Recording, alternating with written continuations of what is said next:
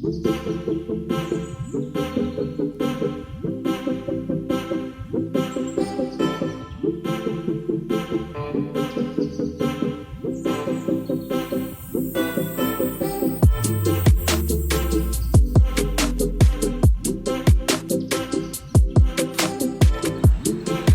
everyone! Welcome to my channel. For today's video, magluluto po tayo ng munggo. Munggo na may pata. Ayan, napakasarap nito po yan guys. Ang ating menu for today, munggo with pata. Ayan, una natin gagawin ay ginisa ko muna ang ating luya at bawang para mas malasa at mas masarap siya. Yan, igigisa lang natin maigi yan po para natin, tapos ilaglag natin ang ating sibuyas. Yan, gisa-gisa lang natin. Ito po sa na-miss ko talaga na pagkain guys, na ulam na Filipino food ang munggo. Kasi sa ibang bansa kasi bihira ako nagluluto. Bihira ako nakakatikim ng munggo pag ano lang. Sinisipag kasi di ba nagluluto tayo ng mga pagkain ng mga amo natin.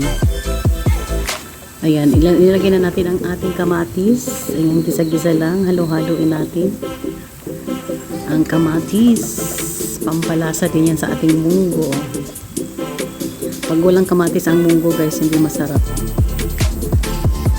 At saka luya, yan ang mga importanteng sangkap: luya, kamatis, bawang, at ang ating sibuyas. Ayan.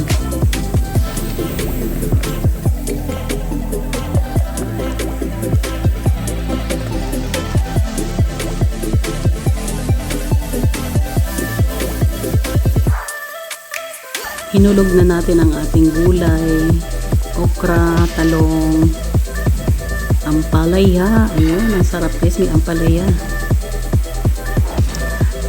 Ang pata guys, inano ko na siya, pin-pressure cooker ko ng pata, kaya inuuna ko muna yung mga gulay kasi yung pata ano na siya, malambot na. Pag kumulo na yan, saka siya ihalo yung pata kasi baka malamog lalo ba. Kaya inuuna kong gisahin yung mga gulay.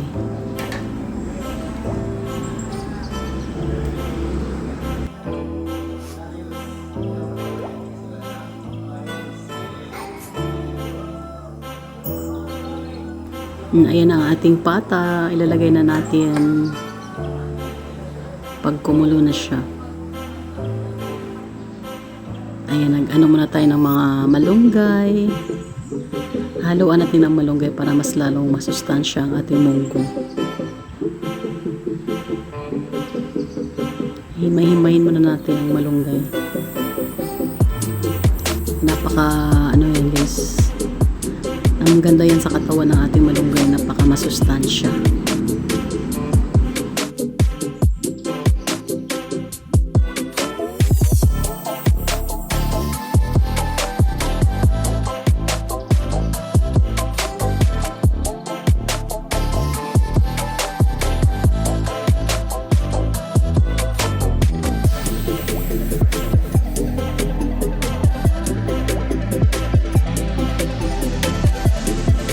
Ayan, kumulo na.